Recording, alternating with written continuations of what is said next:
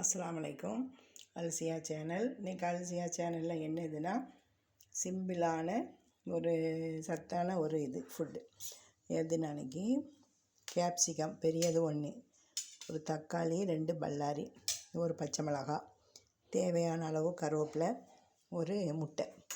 இந்த முட்டையில் கொஞ்சம் பெப்பர் தூள் 1/4 ஸ்பூன். உங்களுக்கு காரம் வேணுன்னா நீங்கள் கூடுதலாக போட்டுக்கிடலாம். இதை நல்லா அடிச்சுக்கிடுங்க.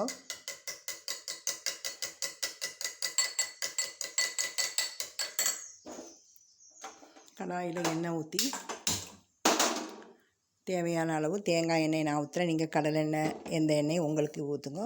கொஞ்சம் மஞ்சள் பொடி, வத்தல் பொடி, இதை ஃபுல்லாக வதக்கிட்டு நம்ம கடைசியில் முட்டையை நல்லா பெப்பர் போட்டு அடித்து போட்டு வைக்கணும். இன்றைக்கி அதுதான் சிம்பிள். அதுக்கப்புறம் முருங்கைக்காய் போட்டு ஒரு குழம்பு, அதிலே ஒரு முட்டை ஊற்றிட்டேன். சோறு. இந்த முருங்கைக்காய் ஆணத்தை வச்சு நம்ம சப்பாத்தி போட்டு சாப்பிட்டுக்கிடலாம். சகருக்கு நோம்புனால சிம்பிளாட்டு முடிக்குது எல்லாம். அதே மாதிரி மாசி, ஏற்கனவே இந்த மாசி பொடியை பற்றி போட்டிருந்தேன். மாசி இதில் கொஞ்சம் கைக்கு ஒரு பிடி நாட்டு வெங்காயம், ஒரு பாக்கெட்டுக்கு தேவையான பொருட்கள். இந்த டூனா ஃபிஷ் பொடி கடைகளில் எல்லா கடைகளிலும் கிடைக்கும். இது கைக்கு ஒரு பிடி உரித்த வெங்காயம் பொடியாக நறுக்கணும். ஒரு மிளகாய். ஏன்னா இந்த மாசி பொடியில் ஏற்கனவே உப்பும் கொஞ்சம் வத்தலும் போட்டு வச்சுருப்பாங்க. நான் இப்போ அவங்களுக்கு சொல்கிறேன்.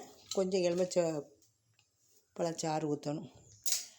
கடாயில் எண்ணெய் காஞ்சிட்டு கருவேப்பிலையும் வெங்காயம் போட்டு அடுப்பை கொஞ்சம் சிம்மில் வச்சுக்கணும்.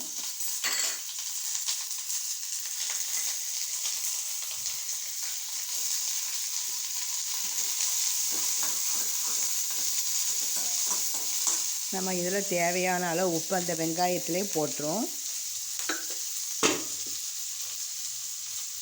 உப்பை குறைவாக போடுங்க. அதுக்கப்புறம் நம்ம தூக்கலாக போட்டுக்கலாம். பத்தாதுன்னா தூக்கலாக போட்டுக்கலாம். இதை நல்லா வதக்கணும்.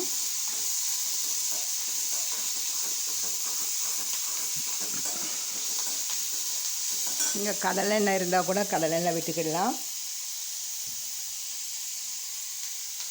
தக்காளி பழம் இதிலே நம்ம வதக்கிட்டு இருக்கும் போதே கொஞ்சம் மஞ்சள் பொடி, இது பெப்பர் பொடி முட்டையில் போட்டேன். உங்கள் காரத்துக்கு ஏற்றபடி வத்தல் பொடி.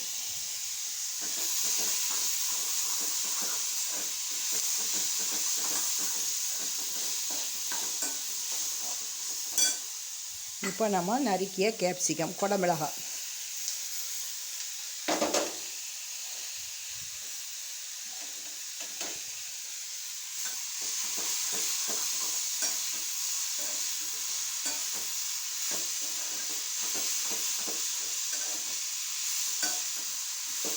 ஒரு பெரிய குடமிளகாய்க்கு தேவையான பொருட்கள் தான் நான் சொல்கிறேன்.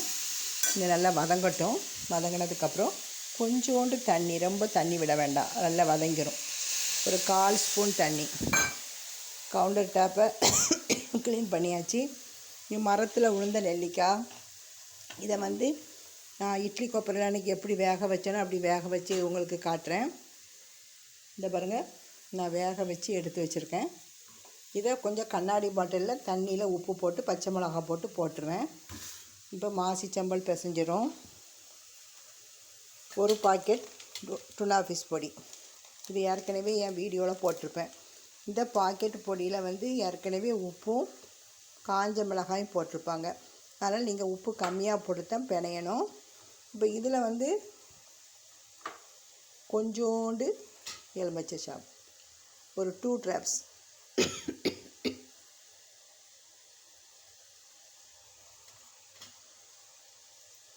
நல்லா கையால் பிணையணும்.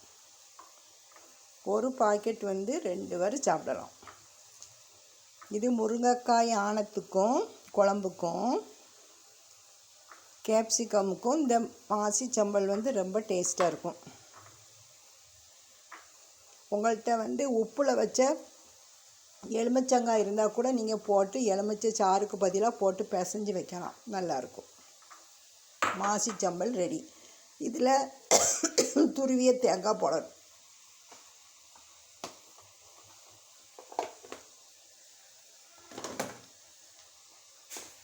துருவிய தேங்காய் போட்டு இப்போ விரவ போகிறேன். இப்போ பாதி இது கேப்சிகம் வெந்துருச்சு. ஏற்கனவே என்னுடைய பழைய வீடியோவில் இப்படி எப்படி வைக்கணும்னு போட்டிருப்பேன். புதுசாக வந்த சப்ஸ்கிரைபருக்காக வேண்டி இப்போ நான் இதை திரும்ப ஒர்க்க காட்டுறேன். முட்டையை நல்லா அடித்தாச்சு. இதிலே பெப்பர் போட்டேன். நல்லா கிளறி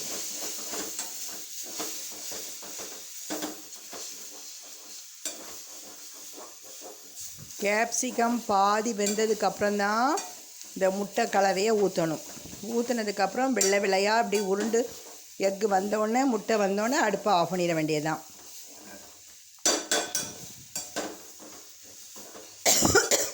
இப்போ இதுக்கு வேண்டிய தேங்காய் பூ, நான் தேங்காய் பூ மொத்தமாக திருவி வச்சுக்கிடுவோம். கை வைக்காதீங்க. கை வச்சா தேங்காய் பூ புளிச்சிடும். இதை 2 பாக்ஸ்லேயே வச்சுக்கிடுங்க. இப்போ இந்த பாக்ஸில் உள்ளது நாளைக்கு தேவைன்னா இதை நம்ம எடுத்துக்கிடணும். மொத்த தேங்காயும் வெளியே வைக்காதீங்க, அது கெட்டு போயிடும். உங்களுக்கு எவ்வளோ தேங்காய் பூ தேவையோ 2 பாக்ஸில் வச்சுக்கிடுங்க. தேங்காய் எப்போதுமே திருவி வச்சுக்கிடுவோம்.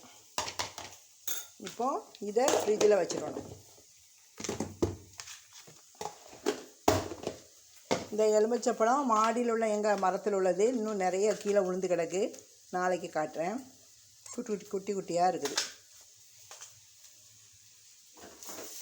இன்னைக்கு கொஞ்சம் சோறு, அதுக்கப்புறம் முருங்கைக்காய் போட்டு ஒரு தேங்காய் பால் ஆனோம். இப்போ அடுப்பை ஆஃப் பண்ணியாச்சு. கேப்சிகம் ரெடி ஆயிடுச்சு பாருங்கள். இப்போ இந்த குழம்புல இது மாசி சம்பல் சரியா. இதில் எலுமிச்சப்பழம் ஊற்றிருக்கேன், கொஞ்சம் தேங்காய் போட்டிருக்கேன். இப்போ இந்த முருங்கைக்காய் இந்த குழம்புலையே நான் முட்டை ஊற்றிருக்கேன் பாருங்கள். உடையாமல் வரும். எக்கு ஊற்றிருக்கேன் பாருங்கள்.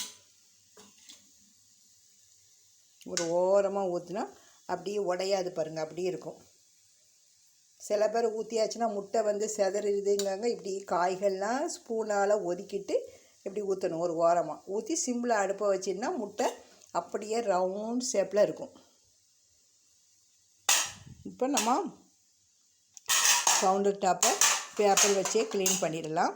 துணி நாளைக்கு அது எண்ணெயாக இருக்கும், அதை வாஷ் பண்ணி போடணும். இப்போ இந்த பேப்பரை வச்சு அப்படி தொடச்சி க்ளீன் ஆகிட்டு சமையல் முடிஞ்சிட்டு. இதுதான் இன்னைக்குள்ள சமையல்.